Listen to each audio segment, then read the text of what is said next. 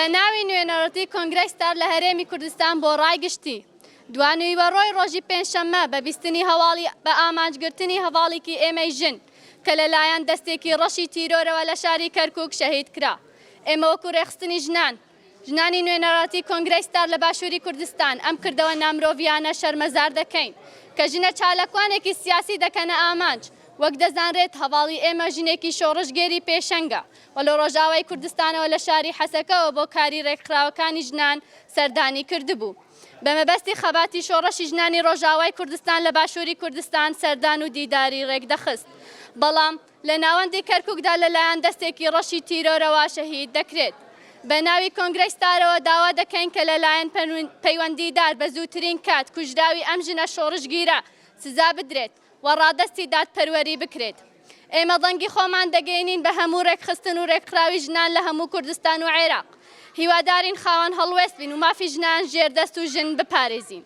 چونکە ئێمەی ژن لە بەرامبەر توند و تیژی شەڕ دەکەین. هەروەها پێویستە ئێمەی ژن لە داگیرکەری دەوڵەتی تورک قبول نەکەین و تیکۆشانی خۆمان بڵندتر بکەین لێپرسینەوەی نێودەوڵەتی لە دژی تورکیا دەست پێ بکەین. دووبارە سەرخۆشی لە بنەماڵەکان و ژنان دەکەین. نوێنەراتی کۆنگرەی لە باشووری کوردستان 21/2024. بە ناوی تەواوی ژنانی باشووری کوردستانەوە پرسە و سەرخۆشی خۆمان لە خۆمان و لە ماڵباتی شەیدان و لە گشت تێکۆشەران و ئازادی خوازانەکەین بە بۆنەی تیرۆرکردنی هەواڵفریال کە ناسرااو بە هەواڵزەلال لە 18 مانگ لە کەرکووک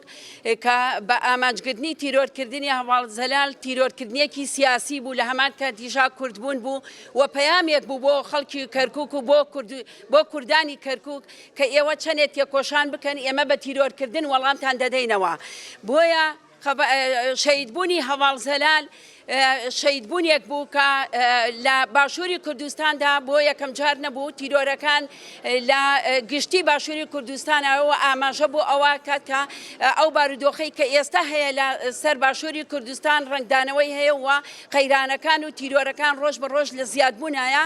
و تیرۆرکردنی چۆن تیرۆرکردن لە گەرمیان هەواڵانی ئازادی خوازە کرێت بە تیرۆرەکرێن چۆن لە ڕانیە تیرۆرەکرێت چۆن لە سلێمانی هەواڵ جیهان کە بۆ لە باکووری کوردستانەوە هاتبوو تەنیا بۆ کۆکردنەوەی ئەرشیفی ژن بوو لە باشووری کوردستان و ڕێکخراوەکان کە چۆن تیرۆر کرا بینیمان چۆن هەواڵ مامۆستا جیهان لە هەولێر تەنیا مامۆستایەکی ناڕازی بوو لەسەر مافی خۆی لەسەر قوتی ژیانی خەڵک و مناڵەکانی هاتە جواب بە شێوەیەکی گوماناوی لە هەولێر تیرۆرەکرێت و چۆن هەواڵزەلال کە ژنێکی چالاکوانی سیاسیە 31 ساڵ خەبات و تێکۆشانەکە بۆ ئازادی خاکەکەی بۆ ئازادی ژن لە کەرکووک تەنیا ئەوەی کە کووردە و کەسێکی سیاسیە لە کەرکووکە تیرۆرەکرێت. بۆیە ئێمە وەکو ژنانی باشووری کوردستان داوا لە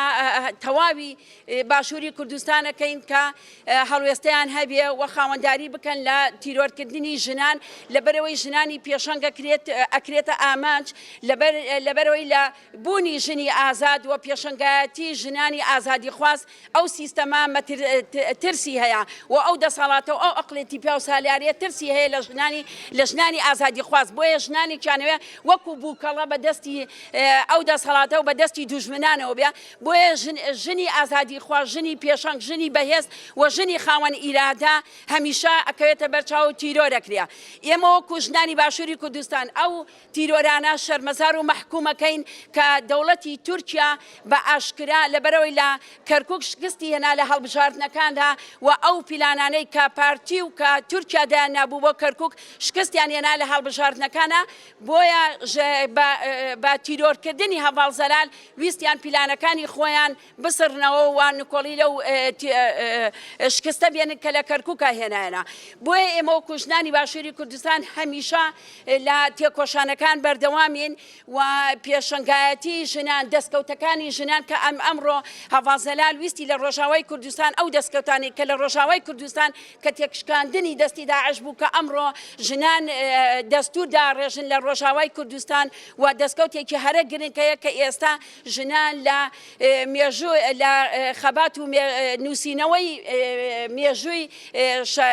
نەنووسراوەی خۆمانە ئەینووسینەوە و ئەمڕۆ خەریکی چنینەوەی ئەو خەبات و تێکۆشانین کە ئەمڕۆ لە سەتاسەری کوردستانە ئەکرێ.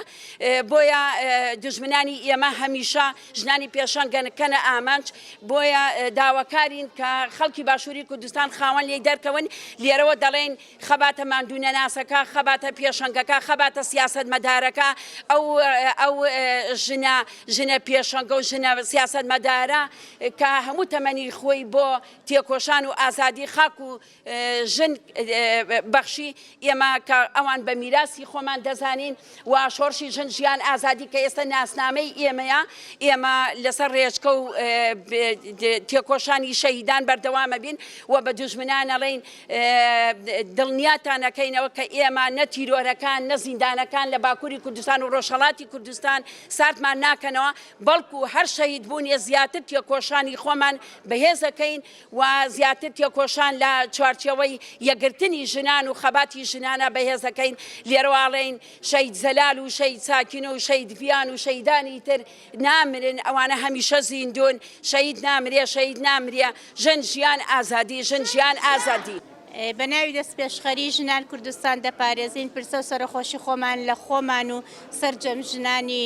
ناوچەکەمان دەکەین بەهۆی تیرۆرکردنی ئەو هەڤاڵەمان لە شاری کەرکووک دیارە کوشتنی ژنان بۆتە دیاردەیەکی بەرچاو لە نێو هەرێمی کوردستان کە ڕوودەدا لێرەوە ئێمە بە ناوی هەموو ژنانی کوردستان و دەستەی دەست پێشخەری داوا لە ژنانی ڕێکخراوەکان پارتەکان ژنانی چالاکەوان ئەو ژنانەی کە لە بوارەکانی ژنان داکار دەکەن داواتان لێ دەکەن یەک ڕیز یەک چەتر بن بۆ ئەوەی بەڕاستی ڕێگر بین لە تیرۆرکردنی ژنان و کوشتنی ژنان بە هەر بیانویەک بێ لە هەرێمی کوردستان و لە ناوچەکانی جیهان کە هەیە بۆیە لێرەوە یەکدەنگی ژنان گرنگە کە هەبێ بۆ ئەوەی چیدی ژنان نەتوانن و نەکرێت بەر ئەو کردە تیرۆریە بکەون و بەر ئەو کردارانە بکەون کە ژنی پێ ئەکوژرێ. پێشەنگایەتی ژنان لە هەرێمی کوردستان بۆتە دیاردەیەکی بەرفراوانی ژنان دیارە ئەو ژنانەی کە پێشەنگایەتی دەکەن هەڵبەت دەسەڵاتەکان لێیان دەترسن بۆیە ژنان تیرۆر دەکرێت بژی ژن ژیان ئازادی.